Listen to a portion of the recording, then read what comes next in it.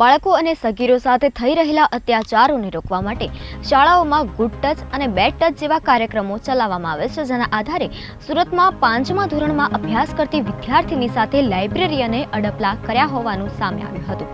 દીકરીએ ઘરે જઈને લાઇબ્રેરિયનના કરતૂતો અંગે વાત કરી હતી, જેથી પોલીસમાં ફરિયાદ કર્યા બાદ પુરાવાના આધારે આરોપીને ઝડપી લેવામાં આવ્યો છે. પોલીસે શિક્ષણના ભાગરૂપે ગુડ ટચ અને બેડ ટચનો પાઠ વિદ્યાર્થીઓને ભણાવેલો હતો, જેનાથી તેઓ આ બાબતે જાગૃત હતી. માતા પિતા સુધી આ વાત પહોંચતા જ તેમણે તરત જ પોલીસમાં ફરિયાદ નોંધાવી હતી.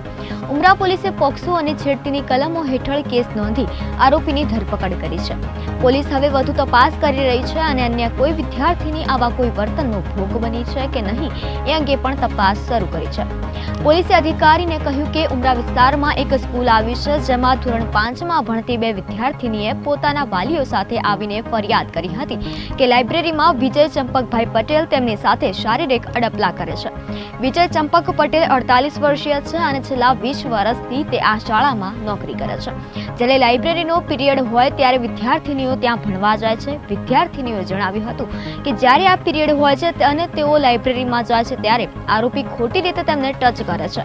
બાળ કલ્યાણ અધિકારી, પોલીસ અધિકારી દ્વારા તેમના વાલીઓ સમક્ષ વિદ્યાર્થીનીઓને પૂછપરછ પણ કરવામાં આવી હતી. વિદ્યાર્થીનીઓએ જણાવ્યું હતું કે આરોપી તેમને ખોટી રીતે ટચ કરે છે. આ સંદર્ભે શાળાના સંચાલકો સાથે પણ વાતચીત કરવામાં આવી હતી. અમે શાળાના સીસીટીવી ફૂટેજ પણ તપાસ કર્યા. બાળકીઓએ જે પ્રકારની ફરિયાદ કરી હતી એ સીસીટીવીમાં જોતા સ્પષ્ટપણે જણાઈ આવ્યું હતું કે આરોપી ખોટી રીતે બાળકીને ટચ કરી રહ્યો હતો. આ અશોભનીય ઘટના છે, જેથી પોલીસ સ્ટેશનમાં પોક્સો એક્ટ હેઠળ ફરિયાદ નોંધવામાં આવી અને આરોપીની ધરપકડ કરવામાં આવી છે.